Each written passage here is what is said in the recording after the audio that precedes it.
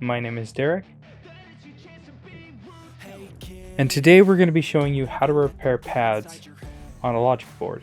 Wait, isn't that extremely time consuming and not really worth it? I mean, what device are we actually doing this on? We're going to be doing this on a Nintendo Switch that has had a prior repair attempt on the charge board that obviously went horribly wrong. Do you know what they're going to say, right? It's definitely not worth the time and effort to fix it. And given that it has had a prior repair attempt, who knows what might be wrong with it? I know, but it's always nice to fix something instead of just throwing it away. Besides, it's a great learning opportunity. Alright, let's take a look and see what we're dealing with.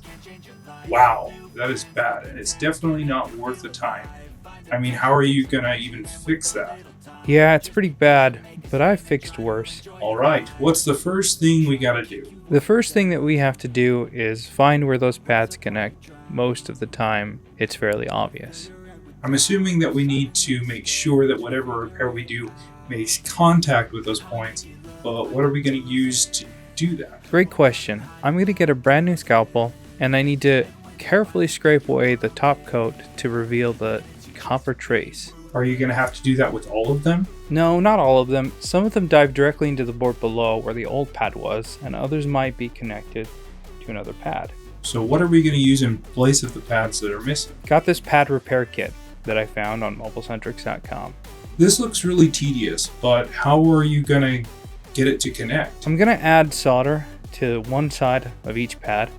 As you might notice, one side receives the solder better than the other side. It kind of has a coating on one side, which doesn't really allow the solder to stick. So I'm going to flip over the pads so that the side that has solder is facing down to make sure that we get a solid connection with those traces. That makes sense, but how are you going to secure these? Aren't they going to come off when you put on the new port? No, we're going to use UV mask to kind of glue them in place. But doesn't that area have to remain perfectly flat? How are you going to do that? You'll see. I've got some tricks. As you can see, I'm taking my time to align each of these pads with the traces, and also making sure that they're spaced out far enough from each other that they're not connecting. These pads are about the same size of the recess in the logic board where the original pads were before they got torn off. So it helps in making them practically flush. With all this flux and solder, isn't the UV mask going to have a hard time bonding the pads to the board? Yes, it definitely would if it weren't for some good old 99.9% isopropyl alcohol. I'll give it a good thorough cleaning to ensure that all the flux and solder isn't present. I see that you're being really generous with the amount of UV mask. Won't that create lumps and make it uneven? Yes, it'll start out that way, but I need to make sure that all of the edges are secure so that they don't move.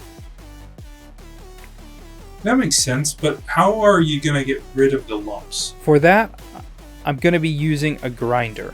A grinder? Isn't that kind of dangerous? And isn't all of this work a bit much and even worth it? Just got to be careful now that I've cured it with the UV light. I'm going to take the grinder in slowly and steadily, removing the mask that I don't need and work my way down to the pads.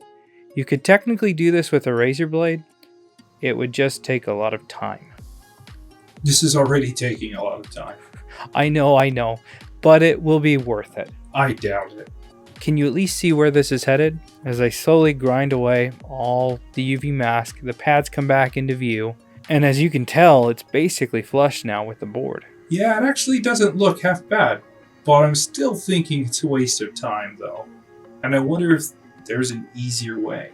Yeah, there's definitely other ways. If any of you have other ways to do this, leave it in the comments below. How are you making this so that the solder doesn't just move and squeeze out from under the pads? Great point. And something I forgot to mention, I'm using 217 solder paste on the pads. And when I go to solder the port, I'm going to be using a lower melting solder like a 183 or a 158.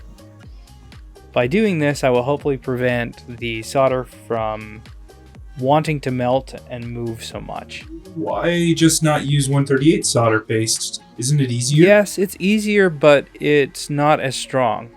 I do like to add a little to the pins on the port to ensure a solid connection to the pads, as the second row of pins is a blind solder. But if you're adding low melt, what's going to make the port strong? I'm again going to use 217 on the legs of the port. That way it'll be really strong. This all seems a bit extra. Are you sure it's worth it? I'm sure I won't hear the end of it if not. I will say that's actually looking pretty good. Thank you. I appreciate you saying that. Would you look at that? Oh, calm down. I'm sure we can figure it out. What kind of tech doesn't look around at the whole board before working on one? Apparently this guy. That component that looks like it blew up. What is that? That's the fuel gauge I see for the battery charging. Kinda important for this to turn on. Is it easy to replace? It's not difficult, it's just heat up and remove the old one, prep the pads, and put a new one in its place. Now that you've done that, is there anything else we should test? Yeah, maybe we should test around the motherboard to see if there's any other issues.